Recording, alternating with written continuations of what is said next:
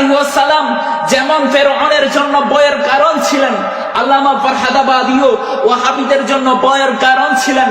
ওয়াহাবিরা যাকে দেখলে বই পাইতেন তারই নাম হচ্ছে আল্লামা ফরহাদাবাদী। আল্লামা শেরে বাংলা বলছেন, নিয়ামতে উজমা বেলাসত বুদে বাহরে সুন্নিয়া জহরে কাতিল বুদে লেকিন আজ বরায়ে ওয়াহাবিয়া।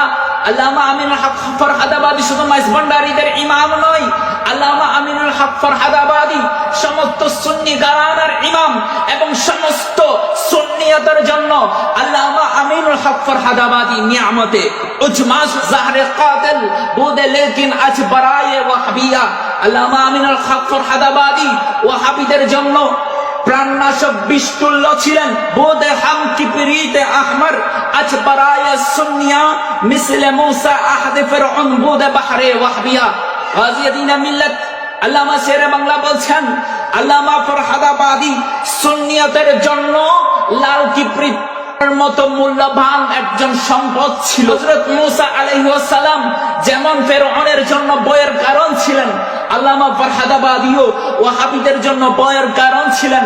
ওয়াহাবিরা যাকে দেখলে বই পাইতেন তারই নাম হচ্ছে আল্লামা ফরহাদাবাদী। আল্লামা ফরহাদাবাদী কেমন ছিলেন?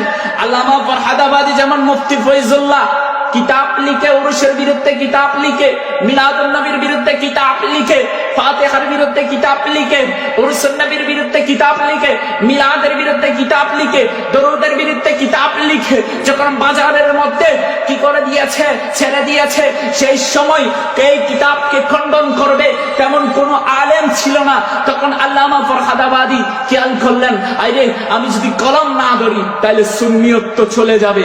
সেই সময় এই কিতাবকে যিনি খণ্ডন করেছেন, যিনি আমিনুল হক ফরহাদাবাদী, যিনি সেই কিতাবকে খণ্ডন করে শাওয়াহিদুল ইকতিরাত ফি তারদীদ মা ফি রাফিল ইসতিলাহ কিতাব লিখে সুন্নিয়তের মধ্যে বাজারের মধ্যে ছেড়ে দিয়েছেন এবং উরুস শরীফকে জায়েজ করেছেন, সালাত সালাম দেওয়াকে জায়েজ করেছেন, উরুস করাকে জায়েজ করেছেন, মিলাদুন নবী করাকে জায়েজ করেছেন। যার কারণে আজকে স্বাধীনভাবে দরুদ সালাম করতে পারছি, মিলাদুন নবী করতে পারছি, উরুস করতে পারছি। তিনি হচ্ছেন ইমামে আহলে সুন্নাত, ইমাম আল্লামা আমিনুল হক ফরহাদাবাদী রাহমাতুল্লাহ আলাইহি।